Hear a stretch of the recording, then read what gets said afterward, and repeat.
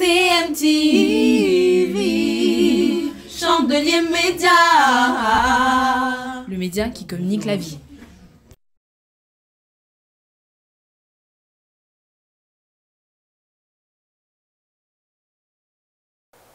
Chers amis, frères et sœurs en Christ, bonsoir et merci de nous rejoindre sur ce plateau de CMTV. Voilà, vous avez fait le bon choix. Et puis aujourd'hui, nous allons donc vous convier sur ce plateau autour d'un auteur. Autour d'un auteur, c'est donc votre émission qui nous permet ensemble de découvrir un auteur, de découvrir une publication, notamment une publication à la gloire de Dieu. Et Dieu nous fait aujourd'hui la grâce de recevoir un homme de Dieu, un homme pétri de talents, les talents que Dieu utilise. Et c'est quelqu'un d'assez prolifique, notamment au niveau des publications. Et sa dernière production donc nous est parvenue, c'est donc un livre intitulé « Activer le réveil apostolique ». « Activer le réveil apostolique » qui est paru donc au mois d'avril 2019. Et l'auteur n'est autre que l'apôtre Arnold Bognon. Arnold Bognon qui est donc le fondateur de l'Église royale centre chrétien et président de la Révolution apostolique. Arnold Bognon, bonsoir. Bonsoir. Et merci de nous rendre visite. Je vous en prie, merci pour l'invitation. Voilà, c'est un honneur également pour nous et tout est pour la gloire du Seigneur. Amen. Et donc vous avez publié donc ce livre dont nous allons parler aujourd'hui. Alors je ne vais pas tourner autour du pot, comme on dit, mais je vais tout de suite situer quand même le cadre de cet entretien. Nous allons donc parler de comment activer le réveil prophétique, puisque c'est un peu la question, la thématique que vous abordez. Apostolique. Voilà, le réveil apostolique, pardon. Et c'est la thématique que vous abordez, parce que le ministère d'apôtre, je vais juste rappeler que le ministère d'apôtre a été institué par Jésus lui-même dans des conditions particulières. Jésus est allé à la montagne, il a prié longtemps devant le Père pour qu'avec soin, le Père lui indique comment choisir les apôtres qui allaient travailler avec lui. Et d'ailleurs, il va vous en parler dans le livre, d'ailleurs, en Éphésiens 2:20, Jésus lui-même en parle. Et c'est dire que les 12 personnes qu'il a choisies, c'est lui-même qui leur a donné le titre d'apôtre. Alors, pourquoi y a-t-il nécessité de réveiller le réveil apostolique? J'allais dire activer le réveil apostolique. Déjà, c'est... Le titre lui-même, je pense, c'est tout un programme. C'est tout un programme, c'est tout un plan. Mais je pense que le titre est... présente un peu la vision qu'on a sur le cœur, l'appel, le mandat que Dieu nous a donné. Mais ce livre n'est qu'une partie de ce qu'on essaie de présenter. Mais pourquoi est-ce qu'il y a nécessité d'activer le réveil apostolique? Je pense que c'est dû au refroidissement. À chaque fois qu'il y a besoin d'un réveil, d'une réforme ou d'une révolution, ça dépend des termes qu'on utilise, il y a deux choses importantes à faire. La première de ces choses, c'est de redéfinir des choses qui ont été mal définies et c'est de définir des choses qui ne l'ont pas été suffisamment pendant les années. Et je pense qu'au fil du temps, l'Église a perdu les bonnes définitions de certaines choses et l'Église n'a pas su définir clairement certaines choses. Donc, la nécessité d'activer le réveil apostolique vient de ce fait, du fait que je pense que c'est la pensée de Dieu pour le temps dans lequel nous sommes, c'est de ramener l'Église aux vraies définitions, au vrai sens, aux vraies valeurs que transportent certains concepts dans la Bible ou certaines notions bibliques. Et c'est également de définir des choses qui, au fil des années, avaient soit été mal définies ou pas assez définies, je pense. La révélation de Dieu étant progressive, c'est important qu'au fil des années, que l'Église ait la perception claire de ce que Dieu pense de certaines choses. Et je pense que c'est globalement ce qu'on essaie d'emmener avec cette révolution apostolique. Donc, c'est quand on parle de révolution, ça veut dire qu'il y a des choses à changer. Est-ce que dans les temps que nous vivons, dans notre saison, je dirais, dans la fin des temps, vous avez senti, ou par révélation, ou simplement par lecture ou analyse spirituelle, que l'Église était quelque peu assoupie et que le besoin de procéder à une refondation ou à une reposition des choses se fait. Si, je pense que c'est dans le cœur de tous les chrétiens honnêtes qui aiment Dieu, qui le servent, qui veulent le servir de façon sincère. Je pense que le besoin est réel.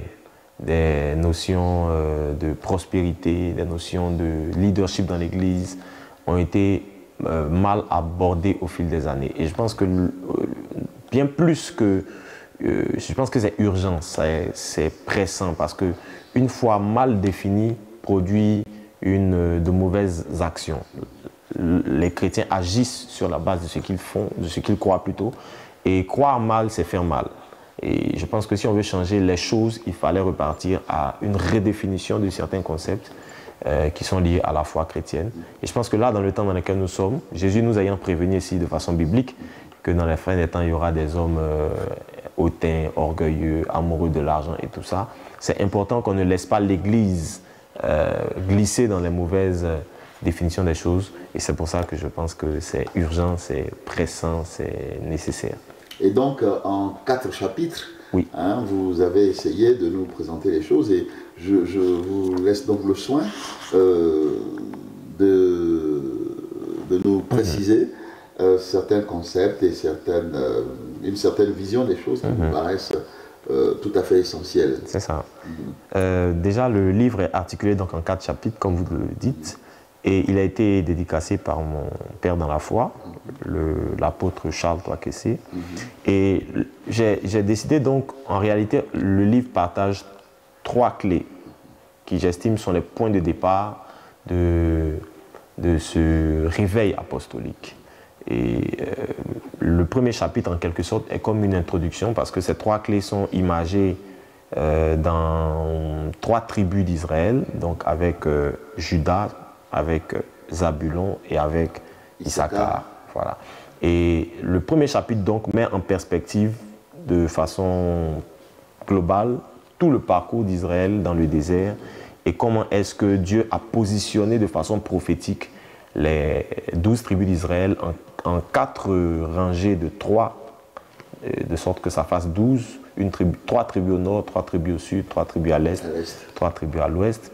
Et j'insiste sur le fait que l'Est dans la Bible représente le retour de Christ. Donc la saison de l'Est, en réalité, est la saison où son retour approche. Et nous sommes l'Église donc qui est en train d'exercer dans la fin des temps, comme vous l'avez dit tout à l'heure, donc qui est proche du retour de Christ. Et pendant cette saison-là, prophétiquement, Dieu avait placé 3 tribus. Et par révélation, je me suis rendu compte que ces 3 tribus correspondent donc à 3 clés d'activation du réveil que Dieu allait envoyer dans la fin des temps. Et c'est ainsi que je parle dans le premier chapitre du mystère de l'Est. Ensuite, on en arrive au chapitre 2. On commence à toucher chaque tribu de façon spécifique. Et j'essaie d'expliquer avec autant que je peux ce que Dieu m'a mis sur le cœur. Ces 3 tribus, donc, c'est Juda, Zabulon et Issachar. Juda qui représentait le réveil des adorateurs, parce que j'estime que la première chose qu'il fallait redresser ou corriger, c'est le cœur des croyants. L'adorateur, c'est un serviteur. En fait, j'essaie de rectifier dans les concepts et les notions qu'on a d'adorateur pour ramener l'esprit d'un adorateur à celui d'un serviteur. Parce que je pense qu'on ne peut pas faire une bonne église si on n'a pas de bons hommes. Parce que l'église, ce sont les hommes.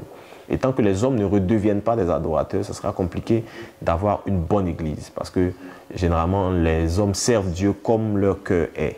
Si ton cœur est droit, si ton cœur est un cœur de serviteur, d'adorateur, de passionné de Dieu, ce serait impossible de servir Dieu pour des raisons cupides, pour des raisons de gloire, de popularité, etc. À moins d'avoir le cœur tortueux. Évidemment. Pour le servir de façon contraire. Donc je pense que le nerf de tout ça, Proverbe chapitre 4, verset 23 dit que garde ton cœur plus que toute autre chose, c'est de là que émanent les sources de la vie. Donc ce qu'on fait, ce qu'on est, ce qu'on devient, même avec Dieu, émane de la qualité de notre cœur devant lui. Et le premier chapitre donc traite de ça. Je suis parti des exemples tels que le temple, le tabernacle, pour arriver à David, adorateur selon le cœur de Dieu. Ensuite, j'ai parlé de Lucifer, qui était adorateur également, Et de tout ça, c'est pour en aboutir à serviteur ou adorateur. Donc, voilà. Et le troisième chapitre, donc, qui parle de la deuxième clé, il ne faut pas que je me perde, c'est Zabulon. Zabulon qui parlait plutôt de ce que j'appelle dans ce livre l'intercession apostolique. Donc c'est la prière, c'est de l'intercession, mais sous une forme que je pense que l'Église a perdue au fil des années. Pourquoi j'appelle ceci l'intercession apostolique? Parce que au-delà de prier pour nos besoins personnels, je crois que le cœur de Dieu est surtout qu'on prie pour le salut des nations. Et à force de faire de l'Église un endroit où chacun vient chercher des réponses à ses besoins personnels, individuels, on a perdu de vue l'aspect de prier pour que les nations soient gagnées. Jésus avait, je pense, ça comme un fardeau, de prier pour que les nations, le cœur des nations se tourne vers lui. Et c'est de ça que je parle avec beaucoup d'images. Donc avec Zabulon qui habite la côte des mers, je montre comment est-ce que la mer est le symbole de l'activité non seulement économique, le commerce, et de l'activité également militaire à cette époque, parce que sur la mer, il y avait du trafic économique, commercial, mais il y avait aussi des trafics militaires, donc des échanges militaires, de la guerre. Parce qu'à cette époque, il n'y avait pas d'avion, il n'y avait pas les hélicoptères, donc la guerre se faisait aussi par les navires de guerre et tout ça. Donc je montre ces deux aspects de Zabulon, le commerce pour parler des systèmes des nations et la guerre pour parler de la prière, de l'intercession, du combat spirituel. Et comment est-ce que l'Église doit arriver à saisir l'autorité apostolique dans la prière pour emmener l'Église, pour emmener la foi chrétienne sur des terrains où l'Église n'est pas encore allée. Paul disait donc, je m'efforce d'emmener le nom de Christ là où il n'a pas encore été mentionné. Donc il y a encore des terrains à gagner, mais il faut d'abord les gagner dans la prière. Il y a des batailles à gagner d'abord dans la prière. Et je termine ce livre avec le 4e chapitre sur Issachar. Issachar sur activer le prophétique pour déclencher le réveil apostolique, parce que il y a deux choses que Dieu a faites tout au long de la Bible. C'est qu'il y a deux ministères, en griffe, j'aime plutôt dire il y a deux onctions, parce que le ministère, ça fait plutôt Éphésiens chapitre 4. Il y a deux onctions qui ont précédé les 5 ministères de Éphésiens chapitre 4. Le premier, c'est l'onction prophétique. Depuis la Genèse, depuis Adam d'ailleurs, Dieu a parlé aux hommes. Dieu parlait à Adam, au point où même quand Adam chute, Adam entend toujours la voix de Dieu et Dieu lui demandait « Où es-tu » Et il lui dit « J'ai entendu ta voix, j'ai eu peur ». Ça m'a un peu choqué au départ que Adam entende la voix de Dieu même dans le péché, parce que Dieu ne peut pas entretenir sa relation avec les hommes sans le prophétique. Il faut que l'homme soit capable d'entendre Dieu et que l'homme soit capable d'entendre Dieu, que Dieu soit capable de parler à l'homme. Donc le prophétique a existé depuis Genèse jusqu'à ce qu'on arrive au temps des apôtres et de l'Église. Et on voit tout l'Ancien Testament, il n'y a que des prophètes, parce que Dieu devait trouver des hommes à qui il peut parler. On va se rendre compte que dans tout l'Ancien Testament, Dieu s'est révélé à des hommes, Noé, Abraham, Moïse, parce qu'ils avaient la capacité d'activer le prophétique. Pour recevoir les tables de la loi, vous disait qu'il lui parlait et Dieu lui répondait. Et c'était extraordinaire de voir que quelqu'un parlait à Dieu. Wow. Et donc, ce dialogue vous permet donc de dire que le prophétique précède donc l'apostolique. L'apostolique. Le prophétique permet à l'homme d'aiguiser ses oreilles à entendre ce que Dieu veut dire. Je pense que l'une des choses qui a fait que l'Église a ce visage aujourd'hui, c'est qu'au fil des années, on a également tué en griffe le ministère prophétique. C'est vrai que dans le prophétique, c'est l'un des seuls ministères d'ailleurs dont la Bible dit qu'il faut examiner les prophéties, il faut que celui qui prophétise, ce soit dans l'analogie de la foi. Parce qu'effectivement, le ministère prophétique est l'un des plus faciles à soumettre à la dérive. C'est facile que quelqu'un me dise « Dieu m'a dit de couper les bananiers, Dieu m'a dit de... excusez-moi, Dieu m'a dit de prendre ta femme, Dieu m'a dit de prendre une deuxième femme ». C'est facile d'utiliser le prétexte prophétique pour faire n'importe quoi. On le voit aujourd'hui, voilà. Des serviteurs de Dieu qui disent que Dieu leur a dit de prendre la femme du ministère. Du ministère et tout ça, voilà. Alors que par ailleurs, Dieu demande qu'on soit l'époux d'une seule femme. Et la femme d'un seul époux. Exactement. Donc c'est facile. Et puisque c'est facile que le prophétique tombe dans la dérive, alors pour ne pas, au lieu de maîtriser le prophétique avec les balises bibliques, ce que la Bible appelle dans le Nouveau Testament l'analogie de la foi, on a plutôt rejeté le ministère prophétique lui-même. Donc en rejetant le ministère prophétique, on a désactivé la capacité de l'Église à marcher dans la volonté de Dieu. Et c'est ce qui a entraîné la disparition de ce que j'appelle l'Église apostolique, telle que le Nouveau Testament la présente. Et je pense que si on veut revenir à une Église telle que Dieu l'a instituée, il est nécessaire de réactiver le prophétique et le vrai, parce que je pense que si le faux existe, c'est parce qu'il y a de vrai. On ne peut pas comparer. Le faux n'a pas de sens s'il n'y a pas de vrai en face. Donc voilà un peu le squelette de ce livre que je présente. Alors si on revient je dirais à la définition des choses, l'apôtre a pour premier rôle de fonder les églises, les bâtir, les structurer, et puis ensuite les installer. Mais quand il part pour gagner d'autres nations, il revient, on le voit d'ailleurs, comment dans l'église primitive, les apôtres revenaient toujours à travers les voyages pour visiter les communautés qu'ils avaient établies. D'ailleurs, c'est à cela qu'on doit aussi les actes des apôtres. Alors, est-ce qu'aujourd'hui, on voit cette activité, je dirais, structurelle, à travers les nombreuses églises qui se créent, est-ce que ce travail est fait aujourd'hui, ou alors il y a on fonde un ministère et on en fait sa propriété, on s'arrête là et on n'obéit plus, je dirais, à la feuille de route que le Christ a laissée, aller partout le monde, annoncer la bonne nouvelle et gagner des nations. Exactement. Et je pense que c'est pour ça que je pense que c'est urgent. Parce que aujourd'hui, malheureusement, malgré la beauté de nos assemblées, de nos temples et de nos présentations, la réalité c'est que les motivations ne sont pas à caractère apostolique. Le cœur de l'Église, et ça j'insiste vraiment sur ça dans ce livre, c'est que le cœur de l'Église est apostolique. La chose que Dieu a faite avant de bâtir l'Église, c'est qu'il a établi 12 apôtres. Et on les appelle plutôt des fondements, ou comment dire, dans le Nouveau Testament, dans Actes des Apôtres, on les appelle même les colonnes. Donc, parce que l'Église a été bâtie pas sur les personnes en tant qu'apôtres, en tant que personnes, mais sur la pensée apostolique. Donc la pensée apostolique, c'est la pensée de, comme vous l'avez dit tout à l'heure, c'est de conquérir des territoires, établir l'Église, former des disciples, élever des leaderships, laisser l'Église la confier à des gens capables. Paul dit ce que tu as reçu, il dit à Timothée ce que tu as reçu, confie-le à des gens capables, capables de le confier à d'autres. Donc, et ensuite, quand on trouve des gens capables, on peut partir de l'endroit où on a bâti et puis on peut revenir voir le travail qu'on a laissé. Donc c'est ce schéma qui est tout au long des Actes des Apôtres, c'est le schéma que la Bible nous présente. Malheureusement aujourd'hui, l'Église est devenue une sorte de business. Chacun fait sa petite entreprise et il est le chef. Et parfois, on a même des difficultés à bâtir une deuxième assemblée parce qu'on a un petit royaume sur lequel on règne et on n'obéit pas à la pensée originelle de Dieu quand Dieu bâtissait l'Église. L'Église est la force de Dieu sur la terre. Là où il n'y a pas l'Église, Dieu ne peut pas emmener les choses du ciel sur la terre. Et je pense que si l'Église arrête d'aller, aujourd'hui, quand on prend des statistiques, des chiffres, on se rend compte que des religions comme l'islam prennent plus de terrain que les religions chrétiennes.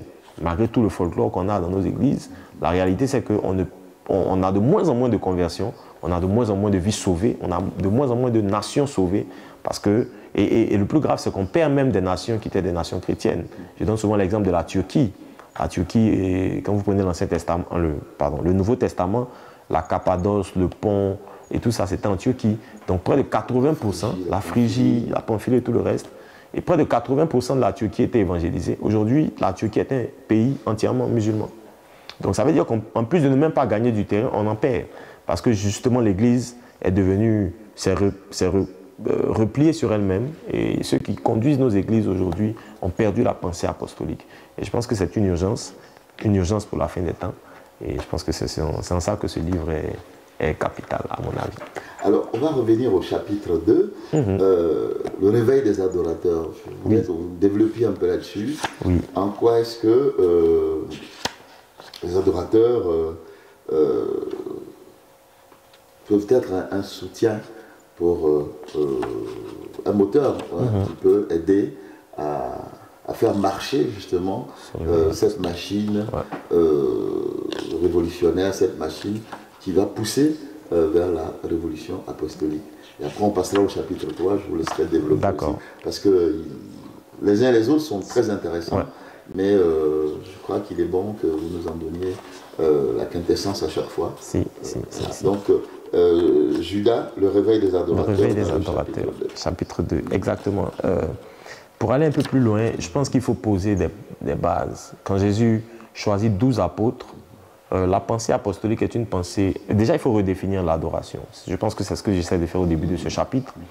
L'adoration, ce n'est pas de la musique, ce n'est pas de la chanson, ce n'est pas un rythme lent à l'église et tout ça. C'était important de le dire. C'était pour vous donner justement l'occasion de le dire.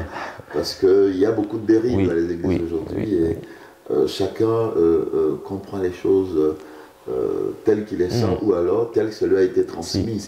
Et si la personne qui lui a transmis cela est quelqu'un de crédible à ses yeux, il s'est dit, voilà, c'est quelqu'un qui a toute sa tête, il ne peut pas me dire n'importe quoi. Et on amplifie ainsi la dérive. Donc si vous pouvez nous repréciser un peu les choses, ça va nous faire du bien à tous. Et à nos amis téléspectateurs qui soutiennent cette chaîne et qui ne manquent pas nos émissions. Ce sera important. Merci. Donc, comme je disais déjà, il faut redéfinir l'adoration en elle-même. L'adoration n'est pas, c'est pas une musique. L'adoration est un style de vie. C'est pour ça que dans ce chapitre, j'insiste sur le fait que, je commence avec les temples. On adorait Dieu dans le temple. Et au fur et à mesure, Dieu voulait utiliser l'image du temple et des tabernacles pour arriver au fait qu'il ne veut adorer ni à Jérusalem ni en Samarie, mais il veut adorer en esprit et en vérité pour que nous devenions le temple du Saint-Esprit. Donc en réalité, dans l'Ancien Testament, adorer, c'était offrir à Dieu dans le temple. Aujourd'hui, adorer, c'est s'offrir à Dieu en étant le temple. Donc en réalité, on est un adorateur quand on a offert sa vie pour que Dieu puisse laisser vivre ses desseins en nous. C'est pour ça que quand Dieu choisit des apôtres, la première des choses qu'il fait, souvent on définit le mot apôtre, et je pense qu'on fait mal de définir l'apôtre comme un envoyé. L'apôtre n'est pas d'abord un envoyé. L'apôtre est d'abord un adorateur. C'est pour ça que la Bible dit dans Jean que lorsque Jésus choisit 12 apôtres, il les choisit pour deux choses. Pour les avoir avec lui et ensuite pour les envoyer. Parce que Jésus ne peut pas envoyer quelqu'un qui n'a pas été avec lui. Et là, le fait d'être avec lui veut dire qu'il a leur cœur, il a leur vie. Et c'est pour ça que ces gens-là, on les voit dans les actes des apôtres, ont traversé des persécutions pas possibles. Ils sont passés par des épreuves indescriptibles, mais ils ont gardé leur foi en Dieu parce que Dieu avait leur cœur. Et on ne peut pas avoir une église apostolique si, je pense que le fait de ne plus avoir la pensée apostolique est parce qu'on a de moins en moins de gens dont Dieu a le cœur. Donc en fait, on a de moins en moins d'adorateurs. Et c'est de ça que j'essaie de parler dans ce chapitre pour montrer comment est-ce que le point de départ de tout ce que Dieu veut remettre en place, c'est qu'il doit retrouver des hommes de qui il a le cœur. Si Dieu tient notre cœur entre ses mains, il pourra nous emmener dans toutes les directions. Aujourd'hui, Dieu ne peut plus parler au cœur de l'Église. Pourquoi? Ce n'est pas parce que Dieu ne parle plus. Mais Job chapitre 34 dit, Dieu parle tantôt d'une façon, tantôt d'une autre, mais c'est l'homme qui n'y prend point garde. En réalité, c'est le cœur de l'homme qui ne peut plus entendre ce que Dieu lui dit. Aujourd'hui, on est arrivé à un stade où le cœur de l'homme est devenu tourné vers les envies, la réussite personnelle, la promotion, les voyages, les voitures. Et donc l'homme qui a ce cœur ne peut plus entendre Dieu lui dire « va en pays arabe », va en terre inconnue, etc., etc. Ne peut plus aller dans le risque. Et en somme, on perd la pensée apostolique parce qu'on a perdu le cœur de Dieu. Et c'est là que ce chapitre est important, c'est là que ça devient le point de départ donc, du réveil apostolique. Alors, donc si on a perdu un peu on a gardé plutôt la définition de l'envoyé. Bon, c'est aussi parce que l'appellation d'origine grecque disait cela de façon littérale, mais on n'est pas allé au-delà pour voir qu'il y a cette onction qu'on acquiert parce qu'on a donné son cœur à Dieu et pour être prêt justement à être envoyé, pour avoir les armures nécessaires pour aller gagner des terres. Et donc, une fois qu'on est adorateur, pour passer au chapitre 3, je vois que vous parlez de la nécessité des intercesseurs. Alors, est-ce que l'Église aujourd'hui intercède suffisamment ou pas? Et quel est le rôle, l'importance du rôle des intercesseurs selon vous? tel que vous le décrivez dans le livre, mais aussi selon le contexte dans lequel nous sommes, celui de l'Église de la fin des temps. J'essaie de remettre dans ce chapitre 3 le contexte global en place, parce que l'Église a perdu le contexte global. L'Église s'est tournée vers le contexte local. Il y a des intercesseurs dans nos églises, malheureusement, on intercède avec une pensée locale. Donc, prier pour la croissance de l'Église, prier pour les finances de l'Église, prier pour l'élévation ou je sais pas. Et on prie souvent pour la croissance numérique de l'Église locale, mais on oublie même la croissance qualitative. Qualitative, voilà, pour que les gens qui viennent soient effectivement convertis de cœur, etc., etc.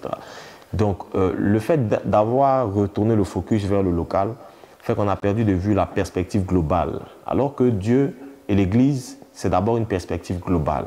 C'est d'abord un corps, avant d'être des éléments individuels. Et j'essaie de remettre dans ce chapitre, donc, remettre le focus de l'intercession sur la perspective globale, sur le fait de conquérir. Parce qu'on ne se rend pas compte que l'Église est dans une guerre, en quelque sorte. Et dans une guerre, la stratégie est plus importante que les armes. Et dans la stratégie divine, il nous appelle à prier pour les nations, de sorte à ce qu'on prépare l'avancée des églises locales dans les terres dans lesquelles on a déjà emmené la prière. Et le processus divin, c'est quoi? C'est qu'on prie pour l'Afrique, on prie pour l'Europe, on prie pour la France, alors qu'on a une toute petite assemblée peut-être à Paris ou à Marseille, ou etc., etc. On ne se sent pas concerné par le fait de prier pour la France, parce qu'on se dit qu'il faut prier pour Marseille, il faut prier pour le quartier. Alors que la méthode de Dieu, c'est de prier pour la France. Et quand Dieu débloque la France, on peut gagner du terrain quand on est à Marseille. Donc c'est de la guerre en quelque sorte, c'est de la stratégie de guerre. Et je remets un peu la perspective de l'intercession dans la pensée globale, dans le fait de prier pour les nations, de prier pour le salut des peuples, de prier pour la conversion des âmes, pour que le vent de l'évangile prenne du terrain et que nos églises locales puissent entrer dans les terrains qui sont déjà déblayés. Un peu comme l'image de l'armée, en quelque sorte. On a toujours des soldats qui nettoient le terrain et puis on les appelle comment déjà, des fantassins. Des fantassins, oui. Ouais, et ensuite, on a l'armée qui arrive derrière pour s'implanter, pour prendre le contrôle, etc., etc. Et c'est cette image globale que j'essaie de remettre en place dans le chapitre 3. Et aujourd'hui, effectivement, dans la guerre moderne, bon, il y a l'aviation qui fait des frappes et on peut préparer le terrain pour que l'armée au sol progresse. Exactement. Et on pourrait même, je dirais, extrapoler, imaginer que l'armée de l'air peut être représentée par justement ces intercesseurs qui prient pour que l'esprit descende, et que l'esprit soit envoyé pour préparer les cœurs des contrées que nous voulons gagner. Alors, mais de façon plus triviale, je dirais, est-ce que dans l'organisation, je dirais dans les rencontres et les séminaires ou les colloques ou les occasions de rencontre, bon, j'ai eu l'occasion d'assister au sommet apostolique le dernier, une ville sur la montagne.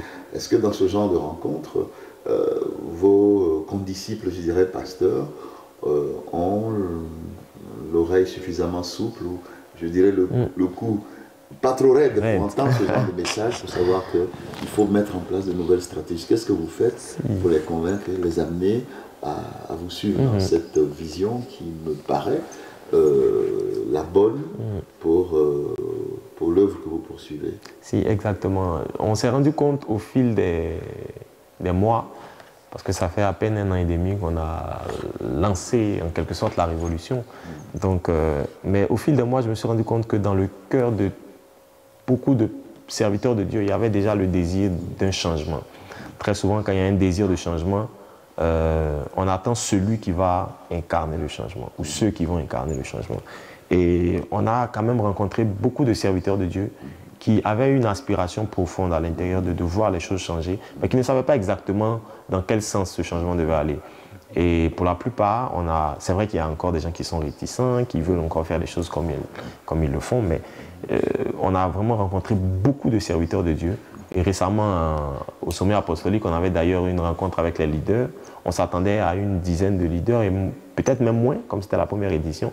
Mais on a été surpris par une trentaine de leaders de la ville de Paris, d'autres villes en France, qui sont venus même de Belgique, et tout ça et tout ça. Donc on a vraiment été surpris par l'engouement, par la participation, l'activité que ces leaders-là ont eue, et par les réflexions, les interventions qui ont été prononcées ces jours-là. On s'est rendu compte qu'on est nombreux à aspirer au changement, mais chacun attendait en quelque sorte qui allait tirer le train vers l'avant. Donc j'ai bon espoir, je crois qu'il y a quand même de la place pour que Dieu puisse faire ce qu'il a envie de faire dans cette saison.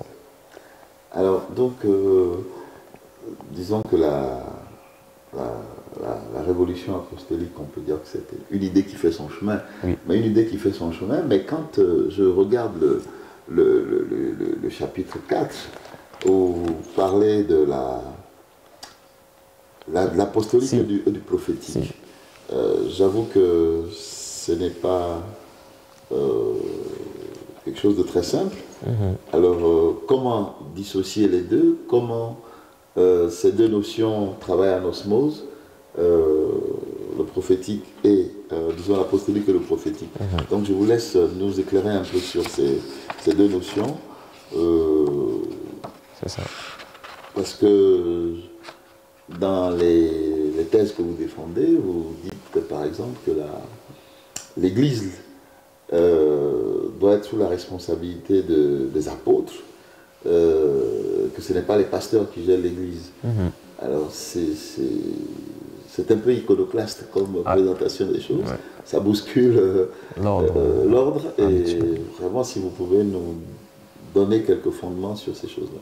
Oui, je pense qu'il faut repartir assez loin pour comprendre un peu l'esprit des choses.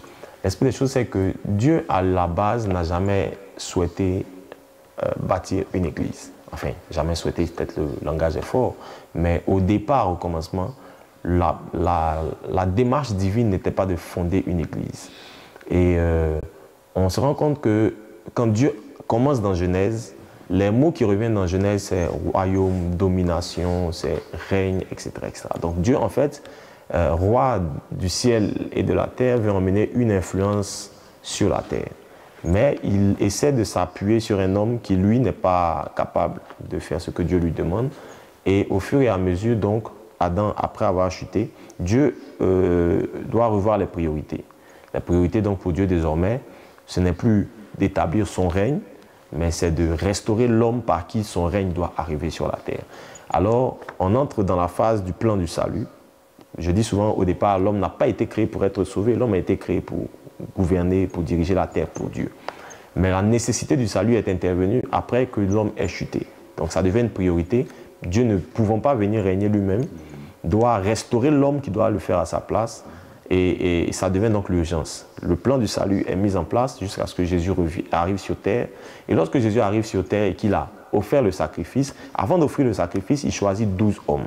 Parce qu'il sait que juste après son sacrifice, on va revenir à la pensée initiale. Donc la pensée initiale, c'est d'emmener le règne de Dieu sur la terre et que Adam devait... la chose à laquelle on ne fait pas suffisamment attention, c'est qu'Adam n'a été placé que dans une partie de la terre. Donc qui allait conquérir le reste? C'est Adam qui devait emmener le règne de Dieu dans les autres parties de la terre. Donc en réalité, la mission d'Adam était une mission de conquête. D'emmener le règne de Dieu qu'il avait, de l'emmener sur les autres territoires. Adam ne réussit pas. Quand Jésus arrive, donc, il sait qu'après son sacrifice, l'homme sera restauré et donc redeviendra capable d'atteindre les desseins de Dieu. Alors la chose qu'il fait avant d'offrir son sacrifice, il choisit 12 hommes. À ces hommes-là, il communique la pensée apostolique, qui était la pensée de conquête de territoire, d'emmener le règne de Dieu sur la terre. Il leur communique cette pensée et il livre le sacrifice qui restaure les hommes. En ce moment précis, donc, les hommes redeviennent capables d'emmener le règne de Dieu sur la terre. Quand ils redeviennent capables, Dieu établit donc des ministères avec l'Église. L'Église est comme, je dis souvent que le sacrifice de Jésus, c'est comme un repas cuisiné, et l'Église, c'est comme celui qui sert le repas cuisiné. Parce que vaut un repas s'il reste dans la cuisine? Donc, Jésus offre le sacrifice, mais il faut qu'il y ait des administrateurs du sacrifice de Jésus qui l'emmènent vers les hommes. C'est le rôle de l'Église, c'est d'emmener le salut que Jésus a offert vers les hommes. Donc Dieu établit l'Église et il veut que l'Église ne fasse pas juste qu'emmener le salut vers les hommes, mais que que l'Église, après avoir sauvé les hommes, leur redonne la conscience d'aller gagner des nations, comme il avait au départ. C'est pour ça qu'avant de bâtir l'Église, il a fondé sur les apôtres. Et la Bible dit dans Éphésiens d'ailleurs que nous avons été bâtis sur le fondement des apôtres et des prophètes. Des prophètes parce que tout le long, je l'ai dit au départ, le prophétique a été capable d'entendre et de garder la fréquence divine jusqu'à ce que Jésus revienne. Donc c'est très important. Le prophétique nous donne la capacité d'entendre la voix de Dieu, les desseins de Dieu, la volonté de Dieu, de ne pas perdre le cap. Et l'apostolique nous donne la capacité de faire la volonté de Dieu sur la terre. Je donne souvent cet exemple, je donne même cet exemple dans le livre où Jésus dit aux disciples aux noces de Cana, Marie dit aux disciples, faites ce qu'il vous dira. Donc, dans cette petite phrase, on voit en fait que s'il n'a pas dit, on ne peut pas faire. Et ce qu'il a dit, on doit le faire. Donc il y a deux choses, c'est qu'il y a ceux qui font, mais à ceux qui sont capables d'entendre ce qu'il va dire. Donc, si vous pouvez entendre ce qu'il va dire, vous pourrez faire ce qu'il va dire. C'est ça, c'est Donc, il y a cette dualité entre l'apostolique et le prophétique. Comme Pierre qui montait au temple a dit, nous n'avons ni or ni argent, mais ce que nous avons, nous te le donnons. Et son compagnon lui donne la main au paralytique et il se lève. Voilà. Donc, il y a toujours cette dualité entre le prophétique qui peut nous permettre d'entendre Dieu. Entendre Dieu, ce n'est pas juste entendre le nom numéro de téléphone des gens et tout ça. Ça, c'est des aspects un peu trucs. Mais entendre Dieu, c'est saisir, capter la volonté de Dieu. Il faut vraiment être disposé prophétiquement pour entendre la voix de Dieu dans une saison, ce que Dieu veut faire dans une nation, etc. etc. Quand vous captez ça, c'est aux apôtres d'aller le faire. Voilà. Donc, cette dualité de pensée doit maintenir l'Église dans la volonté de Dieu. Et donc, il y a aussi l'exemple de Amalek, oui, où Moïse est sur la montagne en train de prier, il lève la main. Quand il lève la main, Amalek est vainqueur, et quand il baisse... Exactement. Exactement. Alors, il y a aussi, comment dire, vous aviez parlé justement dans les différentes églises qu'il y avait à l'époque, notamment l'église d'Antioche, où il dit qu'il y avait également des prophètes, il y avait également des docteurs, etc. Alors, sur cette église d'Antioche, parce qu'elle paraît être...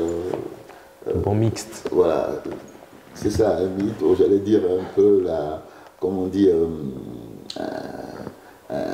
une espèce de modèle. Et si vous pouviez nous faire un petit développement là-dessus sur l'église d'Antioche. Je m'omettais même de souligner le point que vous avez noté sur les pasteurs et sur les apôtres. Je pense que là aussi, ça fait partie des choses qu'il faut redéfinir sur le rôle de chaque ministère en quelque sorte.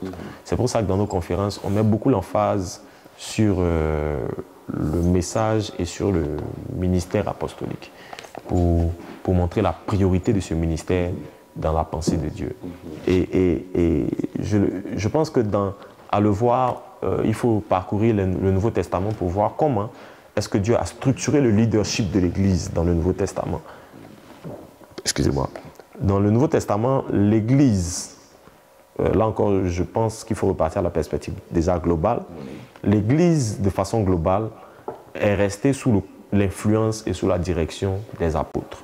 Donc, tout ce qui se fait à Jérusalem, à Samarie, après Jérusalem, à Antioche et dans tout le reste, est toujours sous le contrôle de Pierre et de Jacques, qui sont les colonnes de l'église de Jérusalem. On voit d'ailleurs que dans Acte 11, ce sont les apôtres de Jérusalem qui envoient Barnabas à Antioche. Et lorsque Barnabas arrive à Antioche, il va chercher Paul pour l'établir avec lui à Antioche. Donc, tout ce qu'ils font, on voit que lorsque Paul et les autres font les voyages missionnaires, ils reviennent à Antioche à chaque fois. Et au bout de plusieurs voyages, ils reviennent ensuite à Jérusalem. Parce que Jérusalem restait l'endroit à partir duquel on commandait toute la mission dans l'Asie mineure. Donc il faut toujours garder le modèle du fait que les apôtres ont le commandement, ils ont la stratégie d'implantation, de conquête, etc., etc. Et Dieu ne peut pas confier l'Église à quelqu'un d'autre que des apôtres, parce que dans l'apostolique, on a la pensée de la conquête. On sait maintenir, former, encadrer, établir, confier et continuer à avancer. Malheureusement, le pasteur, ou heureusement, je ne sais pas, mais malheureusement, le pasteur n'a pas cette pensée. Ce n'est pas un défaut. Le pasteur a un cœur différent. Le cœur du pasteur, c'est le cœur du berger. C'est celui qui prend soin des brebis. Donc, le pasteur ne sait pas aller plus loin. Il n'a pas un esprit de conquête. Le pasteur a un esprit d'entretien. Et je pense que le visage que l'Église a aujourd'hui vient du fait que l'Église a accepté la pensée pastorale. Et cette pensée vient de l'Église catholique. C'est une pensée qui vient du clergé catholique, où dans le clergé, on a la pastorale qui gère l'Église et on a le pape qui décide. Il est le seul à détenir la pensée apostolique. Alors que dans la pensée de Dieu, il y a des apôtres qui dirigent l'Église. Ça permet à l'Église de rester dans la dynamique. Mais c'est un peu le rôle des évêques aujourd'hui, puisque les évêques sont, je dirais, selon la culture biblique, enfin, la littérature biblique, sont un peu les descendants directs des apôtres. Oui, exactement, exactement. Mais malheureusement, même le terme d'évêque aujourd'hui est utilisé un peu... On l'a galvaudé. Voilà, un peu... Mais parce que justement, pour revenir à ce que vous disiez, entre la dualité entre les pasteurs et les apôtres, c'est que nos églises aujourd'hui ont fait de ces statuts-là, je dirais, des grilles de promotion, à tel point que quelqu'un qui porte le titre de pasteur a l'impression qu'il lui manque quelque chose, qu'il faut être apôtre pour avoir une considération. C'est un peu comme il y a un secrétaire d'État et un ministre de plein portefeuille, alors que ce n'est pas ça que le Seigneur a demandé. Ce n'est pas ça. Et ça, je pense qu'il faut vraiment le redéfinir. Il faut apprendre à chaque ministre à être dans son ministère. Moi, je pense que je milite pour le fait qu'on arrête premièrement d'appeler tous les serviteurs de Dieu pasteurs, parce que ça contribue au fait qu'on tue implicitement les autres ministères. On a besoin de prophètes, on a besoin d'apôtres, on a besoin de docteurs. Il a donné certains pour apôtres, certains pour prophètes, certains pour docteurs. Comme vous citiez le Nouveau Testament. Et on a des assemblées aujourd'hui où tous les serviteurs de Dieu de l'Église s'appellent pasteurs. Et on refuse que chacun porte le nom de son appel. Ça déséquilibre l'Église. Je pense que premièrement, il faut commencer par ça, par accepter le fait que tout le monde n'est pas pasteur. C'est la première chose qu'il faut rectifier. Et la deuxième chose, il faut que chacun accepte et comprenne que chaque ministère est important. Mais en réalité, quand la Bible dit Dieu a établi premièrement les apôtres, ça ne veut pas dire que les apôtres sont plus importants. Mais dans la perspective divine, vu les projets que Dieu a pour son Église, les apôtres ont la priorité dans la pensée. Ils ont la pensée de Dieu de conquête, d'établir son royaume. Donc, ils sont le garant, en quelque sorte, d'une Église qui reste dans la dynamique missionnaire. Et si on enlève la pensée apostolique, on a une Église qui n'est plus dans la dynamique. Donc, chaque ministère doit savoir, en quelque sorte, quelle est sa place. On ne peut pas bâtir une bonne Église sans un docteur, par exemple. Parce que qui enseigne, qui s'assure des fondations doctrinales, des fondations bibliques qu'on enseigne à l'Église? On ne peut pas bâtir une Église stable sans un pasteur. Parce que sinon, qui encadre les fidèles, qui les prend de la nouvelle naissance à la maturité spirituelle, etc., etc. Donc, on a besoin de tout le monde, mais on a besoin surtout de chacun à sa place. Et des docteurs, parce que s'il n'y avait pas eu Gamaliel, on n'aurait pas eu Paul. C'est vrai qu'il a maltraité les premiers chrétiens, mais pour bien les affronter, il a fallu aussi qu'ils connaissent la Torah, qu'il ait appris aux côtés de ceux qui étaient dépositaires de la doctrine et de la loi.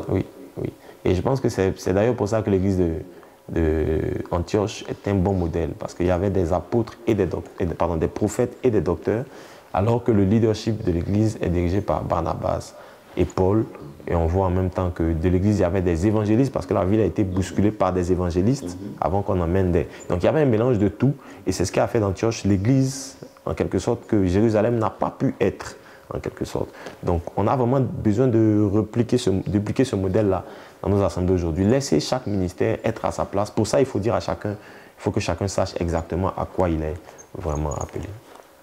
Alors, avant qu'il nous reste encore une dizaine de minutes pour terminer cette émission, j'imagine qu'en écrivant ce livre, il y a aussi un message central que vous souhaitiez faire passer. Et je voulais donc vous laisser le choix de faire un développement sur peut-être un aspect que vous n'avez pas pu consigner en quelques 200 pages, puisque cette émission est aussi l'occasion de d'aller au-delà du livre de l'auteur, puisqu'on s'appelle autour d'un auteur, mais on lui donne également l'occasion de revenir sur des thématiques qui lui tiennent à cœur. Et je sais que nos amis sont nombreux à nous regarder, et je vous laisserai le soin de choisir dans les chapitres.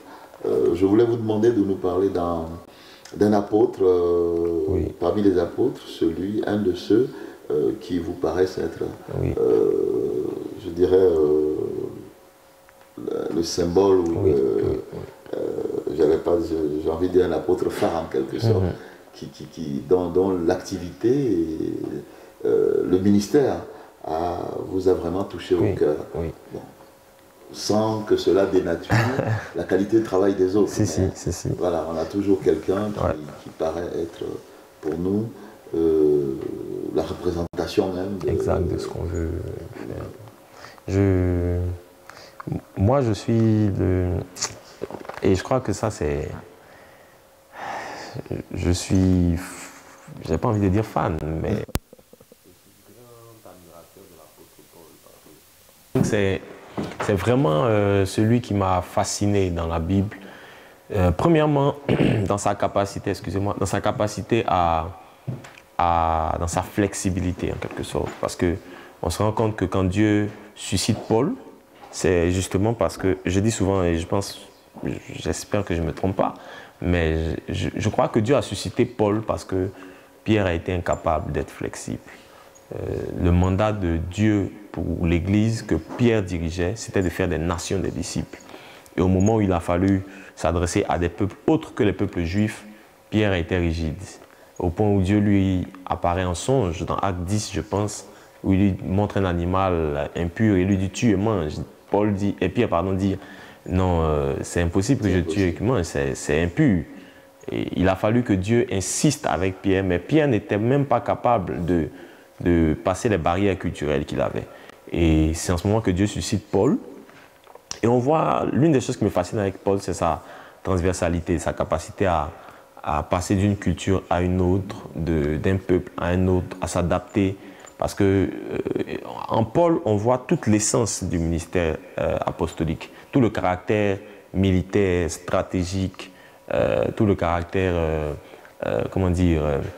d'implantateur d'église qui peut, à Corinthe, être faible comme avec les faibles, fort avec les forts, comme étant sans loi, alors qu'il a la loi. On peut le voir à Rome, brandir sa citoyenneté romaine, etc., etc. Donc on peut voir comment est-ce que il dirigeait ce ministère, il remplissait son mandat avec une sagesse apostolique que l'Église d'aujourd'hui n'a pas forcément. Et je pense que c'est vraiment celui qui a inspiré, c'est le personnage qui a inspiré, qui m'a permis d'avoir des repères concernant cette révolution apostolique que nous dirigeons. Et comment est-ce qu'on doit ramener le mouvement de Dieu tel que Dieu le souhaitait. Parce que je pense que Paul est vraiment l'image parfaite, non seulement dans la tenue, mais également dans les résultats, parce qu'il a obtenu des résultats que certainement l'Église de notre temps n'obtient pas aujourd'hui encore. Comment est-ce qu'il a parcouru toute l'Asie mineure, comment est-ce qu'ils ont bouleversé Antioche, Éphèse, en traversant des villes comme Lystre, Derbe, etc. La Cyrène, et la Cappadoce et tout le reste, progresser jusqu'à Corinthe, jusqu'à atteindre Rome même. Comment est-ce que Paul arrive au cœur de l'administration romaine, comment il arrive à faire entrer l'évangile au cœur de l'administration. C'est vraiment quelque chose pour moi, je l'ai lu et relu avec beaucoup d'admiration, en voyant comment est-ce qu'il orchestre parfois les choses pour se retrouver en face d'un gouverneur, comment est-ce qu'il secoue des villes pour se retrouver en prison. Et à Philippe, par exemple, comment est-ce qu'en prison, il débloque la ville de Philippe avec le geôlier, qui devient le premier à accueillir une cellule de maison chez lui à la maison. Et l'église de Philippe commence à partir de... C'est vraiment extraordinaire comment est-ce que l'apôtre Paul dirigeait ce fardeau apostolique avec stratégie. Et ça fait vraiment partie des prochains livres que j'écris sur la stratégie apostolique, parce que je crois que ce côté où l'Église est dans un combat et dans une guerre militaire doit revenir au cœur de la pensée biblique, la pensée ecclésiastique. Je pense qu'on doit comprendre, on doit réaliser que gagner des terrains, gagner des nations, c'est vraiment un combat entre le système du monde et l'Église. Et ça a été vraiment mon modèle, celui qui a déclenché toute cette pensée autour de l'apostolique. Et il a beaucoup payé de sa personne aussi. Oui, oui. Quand on voit comment il est transporté en tant que prisonnier, et avec ce naufrage qui a lieu, mais il a survécu. Et à peine il arrive sur l'île, il est mordu par un serpent, mais il a tenu. Dieu l'a gardé en vie parce que, comme vous le dites, les épreuves qu'on a, Dieu les suscite pour nous conduire vers nos destinations. Et sa destination, c'était Rome. Il fallait qu'il aille pour porter la parole au cœur de l'administration romaine. Et aujourd'hui, vous pensez que les apôtres, les serviteurs de Dieu que nous avons aujourd'hui sont quelque peu timorés, ou alors ils ont... Oui, je pense que tout dépend des motifs, en fait, des motivations du ministère. Je pense que quand on est dans... Beaucoup de gens sont dans le ministère pour des gains personnels. Donc pour tout ce qui est se faire une sécurité financière, avoir de l'argent. Les gens donnent facilement de l'argent aux pasteurs, aux serviteurs de Dieu. Donc beaucoup de gens, à cause de mauvaises motivations, ne peuvent pas s'engager dans les risques que ça a de faire le ministère comme Dieu le demande. Et je pense que si l'Église se refroidit, c'est aussi parce qu'on a de mauvaises motivations. C'est pour ça qu'au départ de tout, je disais dans le livre, tout à l'heure je le disais aussi, que le départ de tout, c'est le cœur de l'adorateur. Il faut que Dieu reprenne le cœur de celui qui veut servir Dieu, pour que Dieu puisse l'emmener. La Bible dit que le cœur de l'homme est comme un courant d'eau. L'Éternel incline en sa faveur. Donc Dieu peut incliner un homme dans toutes les directions s'il tient son cœur. Je pense que si Paul pouvait aller en prison, et l'une des choses qui me fascine, c'est comment est-ce que Paul, par exemple, chante en prison à Philippe. Paul et Silas, comment est-ce qu'ils chantent en prison toute la nuit? Ils chantent en prison toute la nuit. Et comment est-ce que Paul écrit, par exemple, 3 ou 4 des épîtres ont été écrites en prison? Donc comment est-ce qu'en prison, il garde la force, la joie de servir Dieu? Parce qu'en fait, Paul ne servait pas Dieu pour des intérêts personnels. Il dit d'ailleurs que tout ce que je considérais comme un gain, je le considère comme de la boue, à cause de l'excellence de la connaissance de Christ. Et je pense que si on doit arriver à servir Dieu à ce niveau, il faut que nos cœurs soient dépouillés de mauvaises motivations. Et on verra que l'Église aura des serviteurs de Dieu qui pourront aller partout. J'ai un rêve qui est un rêve secret, c'est de me retrouver en pays musulman. Parce qu'aujourd'hui, les zones les moins évangélisées du monde sont dans la fenêtre qu'on appelle la fenêtre 10-40. Donc c'est la zone entre l'Asie mineure, le nord de l'Égypte et puis tout ce qui est pays arabe, tout le monde arabe.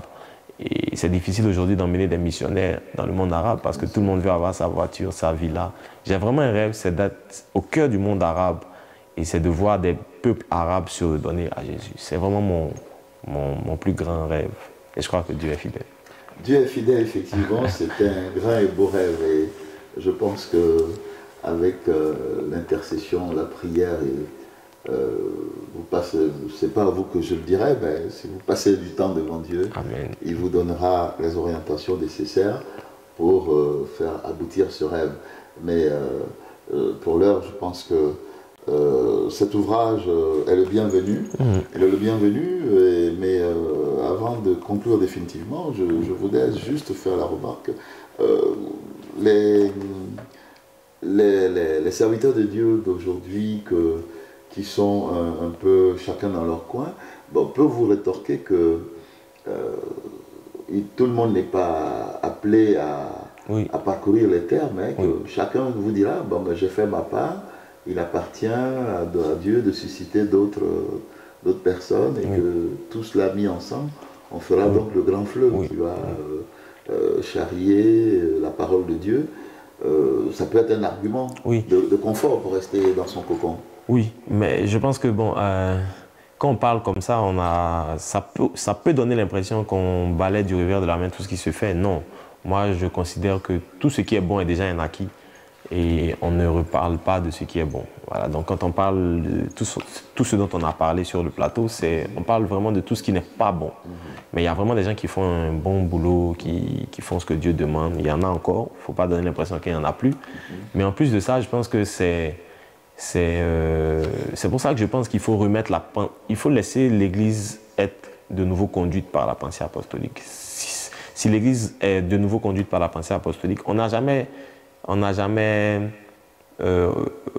jamais d'avoir faim d'aller dans de nouveaux territoires. Parce que je pense que si vraiment quelqu'un a un cœur pour les choses de Dieu, on n'a jamais l'idée qu'on a fini. Tu vois. On se dit toujours qu'il y a encore un endroit où il faut aller, ou parfois quand on ne peut pas y aller nous-mêmes, où il faut envoyer encore de... C'est pour ça que dans l'Église, il y a de la relève, il y a des jeunes gens, il y a tout le reste. Donc si on ne peut pas y aller nous-mêmes, mais il faut que l'Église, pas la personne, il faut que l'Église en elle-même continue d'être dans la dynamique apostolique. On n'a jamais fini, je pense. Voilà, donc il y a encore des terres de mission. Il ne faut pas croire que le travail est terminé. On le fera jusqu'à ce que Christ revienne. Voilà. Donc nous arrivons donc au terme de cette émission. Je rappelle que nous recevions l'apôtre Arnold Boyan, qui est donc l'auteur de cet ouvrage, Activer le réveil apostolique. Voilà, un livre publié en avril 2019 par les éditions Révolution Apostolique. Voilà, c'était donc votre numéro autour d'un auteur que je vous ai présenté et à qui je voudrais adresser tous les remerciements de notre rédaction, la rédaction littéraire de CMTV. Merci encore d'être venu nous voir. Merci. Et bon vent, j'allais dire, sur votre ministère et que l'Éternel garde sa main sur votre ministère. Amen. Quant à vous, je vous souhaite beaucoup de paix en vos foyers et recevez de la part de Dieu notre Père et de son Fils Jésus-Christ notre Seigneur la paix et la joie dans vos cœurs. Bonsoir, merci et à bientôt sur CMTV. CMTV, Chandelier Média, le média qui communique la vie.